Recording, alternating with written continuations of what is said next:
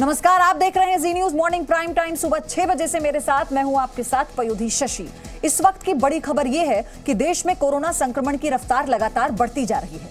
कुछ जिलों में संक्रमण की रफ्तार 300% से भी ज्यादा है और देश के 70 जिलों में नए मामलों की संख्या में 150% की बढ़ोतरी हो गई है।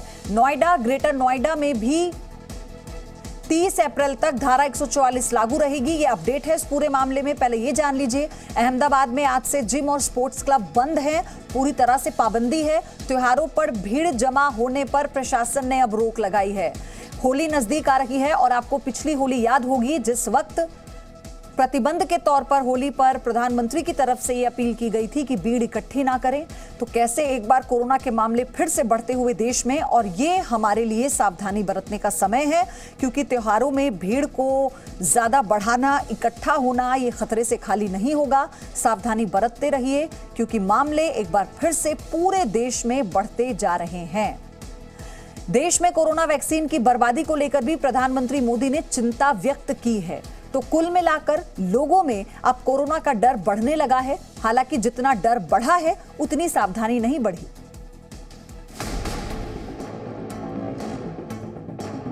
हमारे देश में भी कुछ राज्यों में केसेस कम होने के बाद अचानक से वृद्धि होने लगी। देश के 70 जिलों में तो पिछले कुछ हफ्तों में यह वृद्धि 150% से भी ज्यादा है। देश में एक बार फिर कोरोना संक्रमण के मामलों में बढ़ोतरी देखने को मिल रही है। इससे पहले भारत में सितंबर 2020 को एक दिन में कोरोना संक्रमण के 97,000 से ज्यादा मामले सामने आए थे और ये एक दिन में अब तक के सबसे ज्यादा मामलों का रिकॉर्ड है। इसके बाद इस साल 9 फरवरी को कोरोना संक्रमण के 9,000 मामले सामने आए और ये इस साल एक दिन में आए सबसे कम मामले हैं। लेकिन इसके बाद फिर से मामले तेजी से बढ़े। 16 फरवरी को 11,000 से ज्यादा नए केस आए और पिछले 24 घंटों में देश में कोरोना के 28,000 मामले सामने आए। खासतौर पर देश के 8 राज्य ऐसे हैं जहां तेजी से बढ़ रहे कोरोना के मामले डराने वाले हैं। ये राज्य हैं महाराष्ट्र, तमिलनाडु, पंजाब, मध्य प्रदेश, दिल्ली, गुजरात, कर्नाटक और हरियाणा। महाराष्ट्र में तो पिछले 24 घंटों के दौरान कोरोना के 23,000 से भी ज्यादा नए केस आए हैं, जो हैरान करने वाले हैं।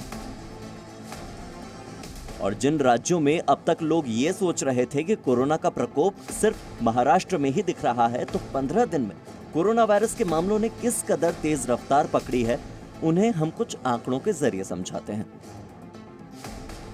1 मार्च को पंजाब में कोरोना के औसतन 531 मामले रिपोर्ट हो रहे थे, जो कि 15 दिन बाद 1,338 हो गए।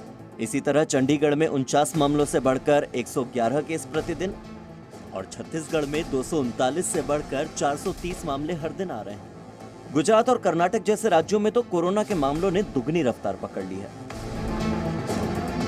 गुजरात में 1 मार्च को 398 मामले सामने आए थे, जबकि 15 मार्च को 690।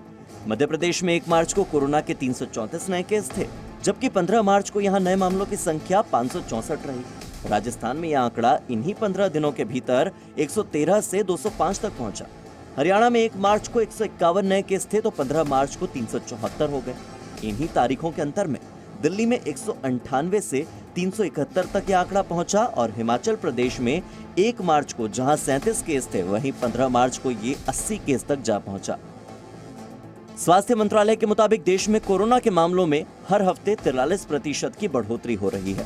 देश के 16 राज्यों में तो 70 जिले ऐसे हैं जहां पिछले 15 दिनों में कोरोना मामलों में 150% से भी ज्यादा की वृद्धि हुई है। कई शहरों में 200% और 400% की दर से भी आंकड़े बढ़े हैं। हम आपको देश के कुछ ऐसे शहरों के बारे में अब बताते हैं जहां 1 मार्च से 15 मार्च के बीच सबसे ज्यादा मध्य प्रदेश के रतलाम में 500% की बढ़ोतरी हुई। वहीं छत्तीसगढ़ के सूरजपुर में इन 15 दिनों में 425% की बढ़ोतरी हुई। महाराष्ट्र के नांदेड़ में 385%, हिमाचल प्रदेश के सिरमौर में 367%, हरियाणा के यमुनानगर में 300% मामले इन 15 दिनों के अंदर बढ़े हैं। राजस्थान के भीलवाड़ा में 275%, पंजाब के रूपनगर में 256% और गुजरात के मेहसाणा में 225% कोरोना के नए मामले इन्हीं 15 दिनों के भीतर बढ़े हैं। ये आंकड़े साफ बता रहे हैं कि कोरोना की रफ्तार देश में कितनी तेज है। लेकिन इससे निपटने के लिए हमें क्या करना है, ये देश के प्रधानमंत्री नरेंद्र मोदी ने एक बार फिर दोहराया है। ऐसे कई कदम जो पिछले 1 साल से हम करते आए हैं, फिर से एक बार उसको बल देने की जरूरत है, फिर से इस बार आग्रह करने की जरूरत है। उसमें हमें कड़ाई करनी पड़े तो करनी चाहिए। प्रधानमंत्री मोदी ने समाधान के साथ ये भी बताया कि अगर कोरोना की दूसरी लहर भारत के गांवों तक पहुंचती है तो इससे निपटना मुश्किल होगा।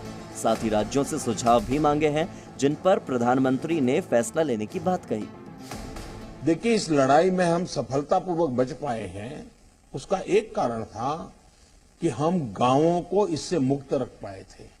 लेकिन टियर 2, टियर 3 सिटी पहुंचा तो इसको गांव में जाने से देर नहीं लगेगी और गांवों को संभालना हमारी व्यवस्थाएं बहुत कम पड़ जाएगी। प्रधानमंत्री मोदी के कई फैसलों के बाद भी देश की जनता की लापरवाही कोरोना की रफ्तार को कई गुना बढ़ा रही है। बार बार हाथ धोने और सैनिटाइजर का इस्तेमाल करने की आदत को वापस दिनचर्या में शामिल करना होगा और समझना होगा कि भले ही वैक्सीन आ गई हो, लेकिन 2 गज की दूरी, मास्क है जरूरी। ब्यूरो रिपोर्ट, जी मीडिया।